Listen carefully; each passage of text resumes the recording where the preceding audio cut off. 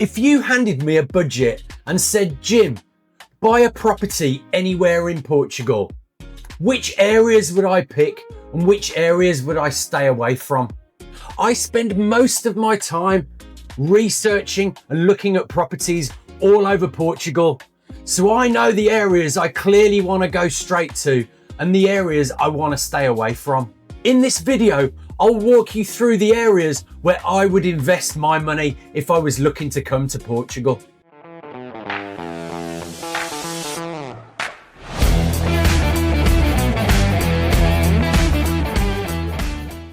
Now let's put it into context. Everybody's dream is different. You might be dreaming of that beach lifestyle and cafes and beach bars. You may also be looking for more of a rural lifestyle. Maybe you want off-grid. Maybe you want some chickens.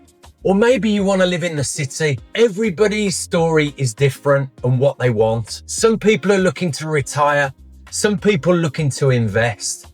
Some people looking for a holiday home, and then others looking to flip to make money. Portugal's not one uniform market. It's made up of lots of micro markets. It depends how much land you want, how close to the coast that you want to be. The climates are different, and also the cultures are different between the north and the south of Portugal. So what I'll share with you today isn't a top 5 list. It's where I would look to be buying at the moment, where I see more value. And that's just from me on the ground, researching properties and checking out properties all over Portugal. I want the value areas. Let's start off with the Algarve, probably the obvious one. Now, if you're an English speaker looking to come to Portugal, the Algarve is very attractive. There's lots of English spoke there. There's lots of expats. The healthcare is good. It has all the infrastructure, the hospitals, the doctors, the schools, and some of them English-speaking schools. It's a brilliant place. I love it down there. We go on holiday down there to the coastal Algarve every year with the family. But if I was looking to invest there, I wouldn't want that lifestyle 365 days a year. For looking for more value and more land for my money, I would be looking slightly inland from the Algarve. Within a 20 or 30 minute drive from the beaches is absolutely perfect for me. The way that I look at it is, if you have to get into the car to drive to the beach, it doesn't matter whether you drive 5 minutes or 30 minutes, you're still driving. I feel the coastal towns now are slightly overvalued. It's the smaller, more authentic traditional villages I would be looking slightly inland from the coast. The second area that I'm looking at is the Silver Coast. This is where I'm based. We've lived here in lots of different villages around this area for 7 years now. There's still lots of opportunities to have on the Silver Coast, although the last 2 to 3 years, prices have inflated heavily. But there's still value here. Most of the Silver Coast is within 1 hour of Lisbon, and pretty much because it's called the Silver Coast, so you can access that beach easily. If you're looking for activities, it's a brilliant area. The surfing's fantastic, the kiteboarding, the weather is something that's hit and miss here. It's a little bit windier than the Algarve and a little bit cooler. But if you can put up with that and you like more of a seasonal thing, the Silver Coast is perfect. Lots of opportunities, lots of infrastructure, and possibly lots of growth potential. My next area is central Portugal. This is where you can get the real bargains. It's a little bit further away from the beach, so for me, it's not the perfect destination.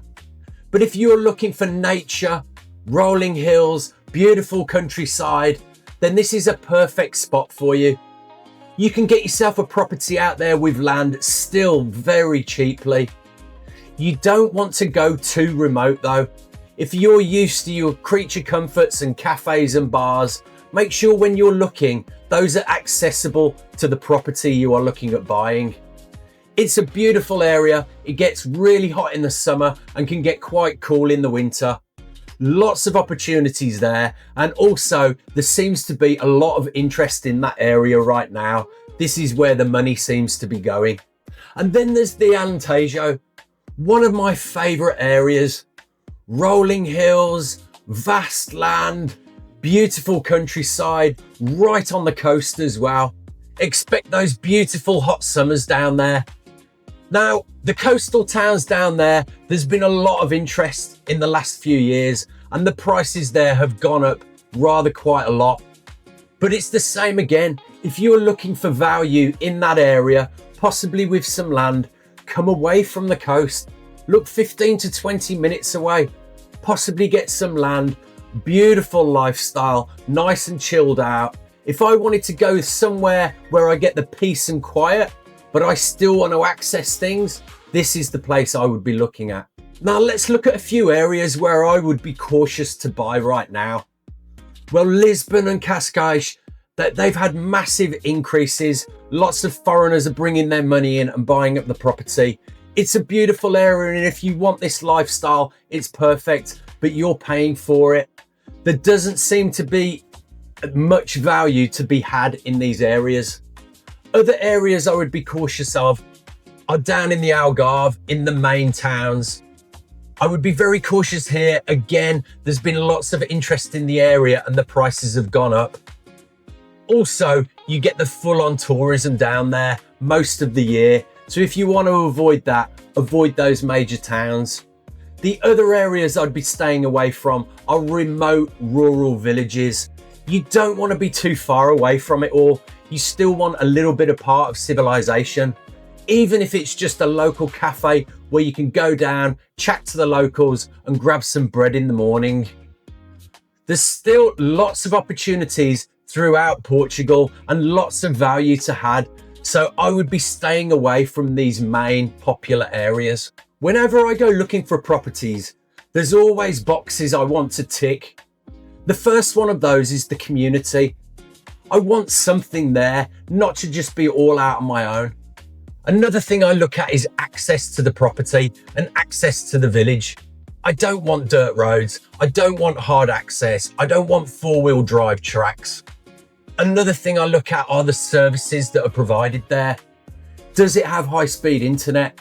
I mean, obviously the Starlink now, but then the other services as well, the electricity and water, are they available? Can you get them there? I also look at the orientation and structure of the property. I want to know where it lies on the hill, how it would get affected by water, and what the structure is there that I'm dealing with. And one of the most important things I look for is resale and growth potential. I don't want to buy in now at the top of the market, prices drop and I'm stuck with a property. I want to know once I make that investment, I've got value there and it's going to go up in price over the coming years. Portugal offers something for everybody. It depends what you're looking for. But if I had some money and I was looking to invest right now, the areas I'd be looking at, slightly inland in the Algarve, slightly inland in the Alentejo, or on the Silver Coast. Central Portugal is a little bit too far out for me. I want to be close to the beach. If you need help with any property research or checking out, we are available. Just reach out to us, and also available for property inspections. If you like this video, please like and subscribe, and we'll see you on the next one.